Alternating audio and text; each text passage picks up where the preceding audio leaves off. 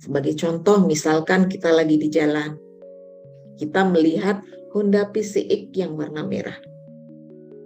Anda bisa saja bilang, oh itu dia motorku.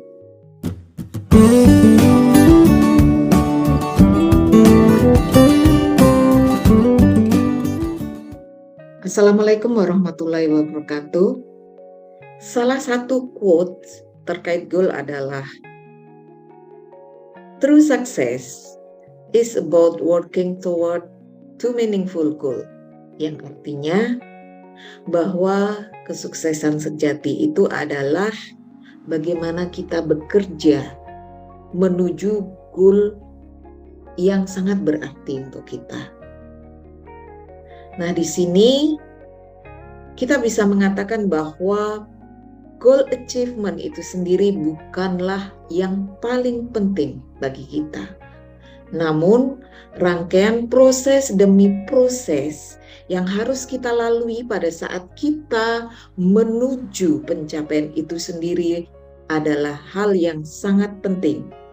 Karena proses-proses itulah yang mendewasakan kita dan mempersiapkan diri kita untuk memantaskan diri untuk menerima goal itu sendiri. Goal yang sudah dirumuskan dengan sangat baik pun, itu tidak akan berdampak apa-apa pada kita selama itu tidak dibarengi dengan action yang nyata. Nah, ada beberapa step yang harus kita lakukan agar kita bisa mencapai goal yang kita sudah rumuskan. Yang pertama adalah kita harus menuliskan goal kita. Jangan hanya disimpan di imajinasi kita saja. Proses pada saat kita menuliskan goal kita itu akan memaksa alam bawah sadar kita untuk menerima komitmen yang sudah kita tentukan untuk diri kita. Jadi, semakin sering kita menuliskan goal kita, itu akan semakin baik hasilnya. Yang kedua adalah kita harus menentukan deadline untuk pencapaian goal kita. Harus disetting yang jelas, kapan batas akhir bagi kita untuk menyelesaikan goal tersebut. Sehingga dengan adanya batas waktu tersebut, kita tidak mudah terdistrak atau terpengaruh oleh hal-hal yang akhirnya hanya akan menunda-nunda kinerja kita untuk mengarah ke goal kita. Jika goal kita cukup besar, kita bisa membreakdown menjadi goal-goal yang lebih kecil, namun jangan lupa juga harus menentukan deadline untuk setiap goal-goal kecil yang sudah kita tentukan. Ini akan membantu kita agar lebih terarah dan lebih fokus dalam mencapai goal kita. Yang ketiga adalah mempersiapkan mindset atau pola pikir kita. Goal akan mudah tercapai jika jauh sebelum kita mempersiapkan goal kita, terlebih dahulu kita sudah menyiapkan mindset atau pola pikir kita. Mengasah mindset agar selalu berpikiran positif itu akan sangat membantu kita untuk menghindari pengaruh-pengaruh di sekitar kita yang nantinya hanya akan menghambat perjalanan proses kita menuju goal yang sudah kita rumuskan. Ada beberapa cara yang bisa kita lakukan untuk menjaga agar mindset kita selalu berpikiran positif, antara lain dengan membaca buku-buku motivasi, melihat video-video inspiratif, dan yang tidak kalah penting adalah dengan bergaul dengan orang ataupun kelompok yang selalu berpikiran positif. Hal ini sangat penting bagi kita karena orang yang positif itu juga akan memberikan dampak positif bagi kita. Begitu sebaliknya, jika kita bergabung dengan orang ataupun kelompok yang auranya negatif, itu juga akan menularkan ke kita. Jadi dengan siapa kita bergabung atau bergaul, itu perlu kita perhatikan baik-baik. Yang keempat adalah selalu upgrade skill kita. Kita tidak tahu apa yang akan kita hadapi di masa yang akan datang. Untuk itu, kita harus siap selalu belajar, selalu upgrade skill kita untuk antisipasi hal-hal yang di luar pemikiran kita. Sebagai contoh, beberapa tahun yang lalu, kita mengalami masa pandemi yang berkepanjangan. Nah, di sini perubahan yang terjadi, mau tidak mau, suka tidak suka harus kita hadapi.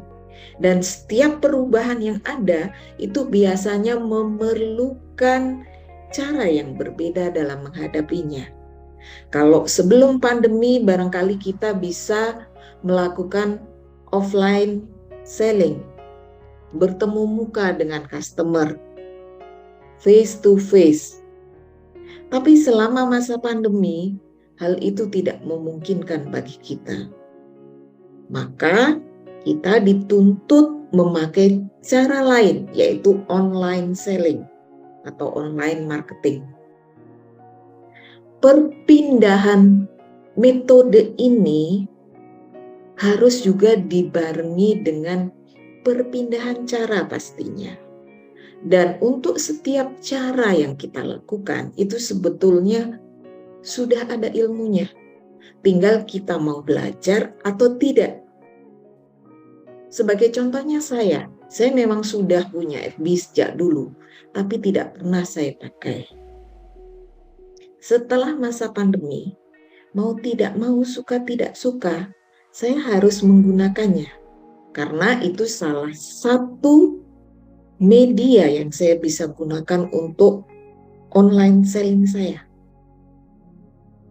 Saya harus belajar bagaimana membuat uploadan yang bagus, bagaimana membuat storytelling yang bagus, sehingga orang-orang yang scrolling FB paling tidak berhenti sesaat untuk membaca postingan kita. Itu hanya salah satu contoh saja. Kenapa kita harus selalu upgrade skill kita. Tidak ada ruginya kalau kita belajar sesuatu yang baru. Itu justru akan memperkaya knowledge kita, memperkaya skill kita, sehingga nanti pada saatnya, jika suatu saat memang kita perlu skill tersebut, kita tinggal mengaplikasikannya. Langkah yang kelima adalah take your first step, yaitu tentukan langkah awal. Penundaan-penundaan yang tidak perlu itu justru akan menghambat langkah kita menuju goal kita. Tidak perlu menunggu waktu atau saat yang menurut kita tepat untuk memulai. Karena kita tidak pernah tahu kapan sebetulnya saat yang tepat bagi kita untuk memulainya. Sesaat setelah Anda merumuskan goal Anda, maka saat itu jugalah Anda memulai step Anda untuk menuju ke sana. Jadi jangan membuang banyak waktu menunggu momen-momen yang barangkali tidak akan pernah hadir. Jadi penting sekali menentukan langkah pertama dan kemudian kita bisa menyusul dengan langkah-langkah selanjutnya sampai akhirnya kita mencapai goal kita. Langkah berikutnya adalah konsistensi dan lanjutkan sampai selesai. Hal-hal kecil yang kita lakukan setiap hari itu akan membentuk menjadi habit kita. Dan habit-habit yang baik Kalau kita lakukan berulang kali, itu akan membentuk pribadi kita dan akan menguatkan mental kita. Jangan takut untuk gagal, karena pada dasarnya tidak ada satupun orang yang sukses tanpa pernah mengalami kegagalan sebelumnya. Sukses itu sendiri sebetulnya adalah rangkaian dari kegagalan-kegagalan yang dimaknai dan diambil nilainya sehingga kita bisa lebih cermat dan lebih hati-hati untuk menentukan step berikutnya. Jadi jangan pernah takut untuk gagal. Kita harus fokus pada hasil akhir yang kita inginkan. Tetap menjaga motivasi dan antusiasme untuk mengerjakan hal-hal yang kecil secara konsisten sampai kita mencapai goal kita. Step yang ketujuh adalah memberikan penghargaan pada diri sendiri. Ketika kita sudah mencapai goal kita, sangat penting dilakukan bahwa kita memberikan penghargaan pada diri kita sendiri atas pencapaian tersebut. Hal ini perlu dilakukan karena bisa melatih pemikiran bawah sadar kita terkait aktivitas-aktivitas yang membuahkan hasil seperti yang kita inginkan. Jadi, pastikan kita memberikan penghargaan dan menikmati setiap event yang kita lakukan selama proses pencapaiannya. Step berikutnya adalah memvisualisasikan goal kita. Memvisualisasikan goal kita adalah cara yang sangat membantu bagi kita untuk mencapai goal kita. Dalam memvisualisasikan goal kita, sebisa mungkin berilah gambar yang cukup mendekati dengan apa yang sebenarnya yang kita inginkan. Sebagai contoh, di video sebelumnya barangkali saya contohkan ingin mempunyai motor Honda PCX warna merah. Maka carilah gambar Honda PCX warna merah.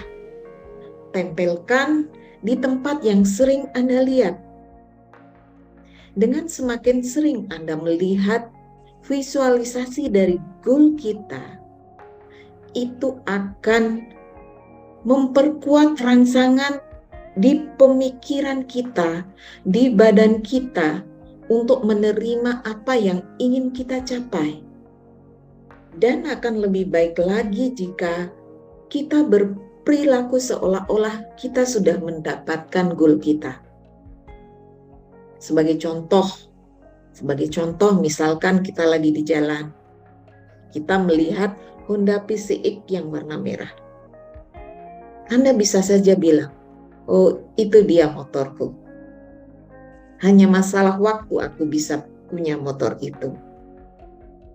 Hal-hal kecil semacam ini barangkali dilihat sepele, tapi sebetulnya itu bisa sangat membantu menyiapkan pemikiran kita untuk mencapai goal kita. Itu akan menggerakkan setiap langkah kita untuk mengarah ke sana. Jadi, jangan lupa selalu visualisasikan goal kita dengan baik. Itu adalah beberapa step yang bisa kita lakukan agar kita bisa mencapai goal kita. Hal-hal kecil yang kita lakukan secara konsisten itu akan membentuk habit kita, sehingga akan memudahkan kita dalam mencapai goal kita. Dan berbicara masalah habit, untuk video berikutnya kita akan membahas mengenai habit-habit orang sukses. Untuk itu pastikan Anda tidak melewatkannya. Saya Sri Winarsi, sampai ketemu di video berikutnya. Wassalamualaikum warahmatullahi wabarakatuh.